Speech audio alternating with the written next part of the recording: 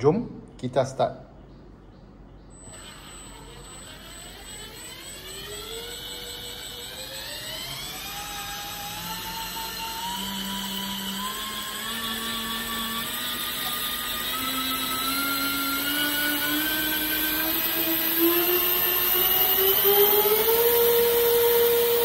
Hai geng, hari ni kita nak review Shimano Blaze 3000 XP.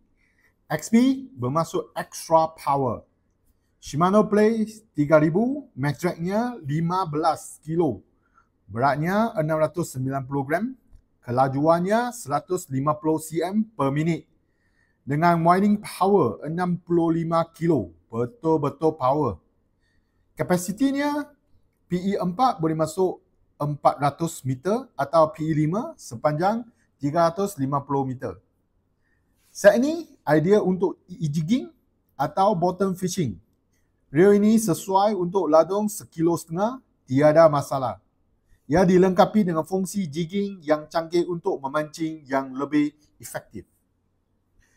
Shimano Blaze 3000 XP pilihan utama untuk peminat memancing yang memerlukan kekuatan dan ketahanan. Geng, jangan lepaskan peluang untuk memiliki mesin hebat ni.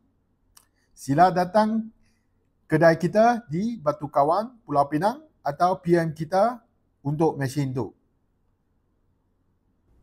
Shimano Blaze 3000 XP datang dengan function auto jigging. Tekan sini, dia akan start jigging. Tekan lagi, dia stop.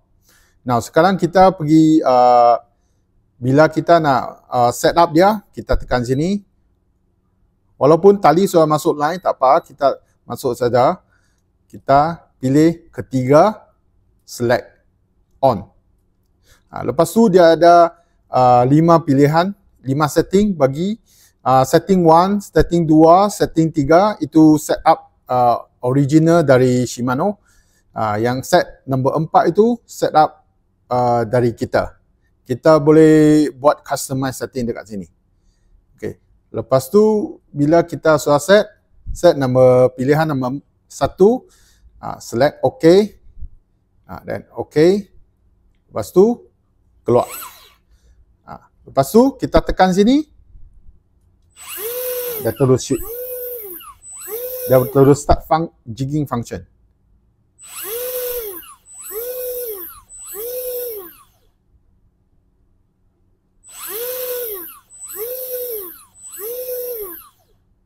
Okay, kita nak stop, tekan lagi. Dia akan stop. Now, kita pergi ke setting untuk customize. Ini. Lepas tu, on.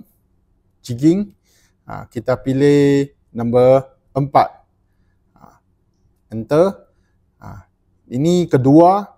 Kedua tu untuk start belajar. So, kita select. Okay. Dia ada 30 saat bagi you belajar tu program dia. Okay. Nombor 1. 5 meter. Kita tunggu.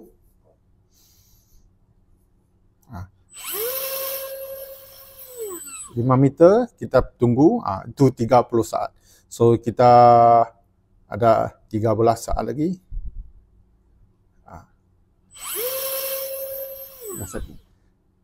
Lepas tu kita nak stop early, kita pun tekan ni. Siap. Okay. So lepas tu kita keluar, kita jigging, press jigging. Dia ikut customize setting.